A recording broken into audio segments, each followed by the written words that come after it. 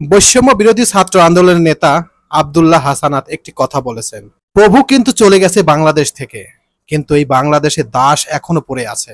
এই দাসদের যতদিন পর্যন্ত ধ্বংস করা না হবে ততদিন এই বাংলাদেশে শান্তি ফিরে আসবে না।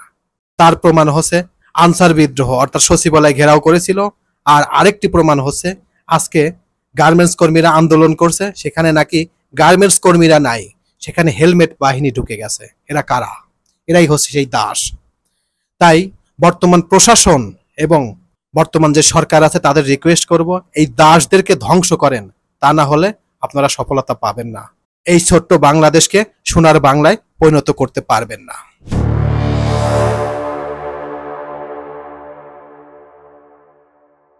আসসালামু আলাইকুম। ছাত্র সমন্বয়কের নেতা আব্দুল্লাহ হাসানাত যে কথাটা বলেছেন যে প্রভু চলে গেছেন, অর্থাৎ হাসিনা চলে গেছেন, কিন্তু তার সৃষ্টি করা সেই দাস এখনো আছে। সেই দাসগুলো বাংলাদেশের বিভিন্ন প্রান্তে অলিগলিতে পড়ে আছে। তারা সেখানে থেকেই বাংলাদেশকে একটি কুক্ষিগত করার জন্য, বাংলাদেশকে একটি খারাপ পর্যায়ে নিয়ে যাওয়ার জন্য পায়তারা করবে।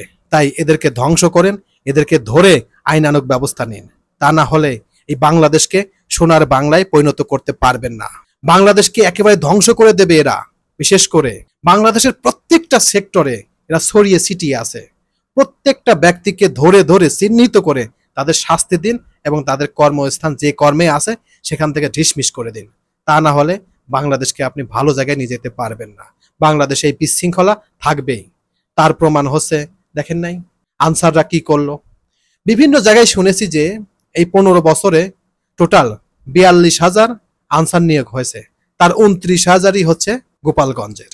আজকে এই যে গার্মেন্টস কর্মীরা যে আন্দোলন করছে, সেখানে হেলমেট বাহিনী ঢুকে পড়ছে। এই হেলমেট বাহিনী কারা? এরাই হচ্ছে সেই দাস। তাই আপনাদেরকে রিকোয়েস্ট করব, বারবার রিকোয়েস্ট করব, এদেরকে ধরুন। এদেরকে না ধরতে পারলে কিন্তু বাংলাদেশে কখনো ভালো জায়গায় নিয়ে যেতে পারবেন না। বাংলাদেশ একটি সোনার বাংলাদেশ। এই বাংলাদেশের 16 কোটি মানুষ যেন আপনাদেরকে সারা জীবন স্মরণ করে, সেই ব্যবস্থা করুন।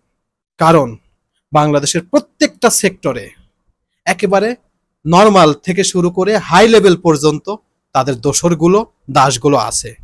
তারা ওইখানে থেকেই বাংলাদেশের ক্ষতি করার চেষ্টা করবে।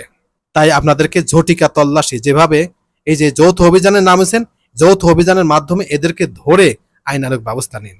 তা না হলে বাংলাদেশ ভালো হবে না, হবে না, হবে না। তো আমার এই কথাগুলো শোনার জন্য আপনাদেরকে অনেক অনেক ধন্যবাদ। আসসালামু আলাইকুম।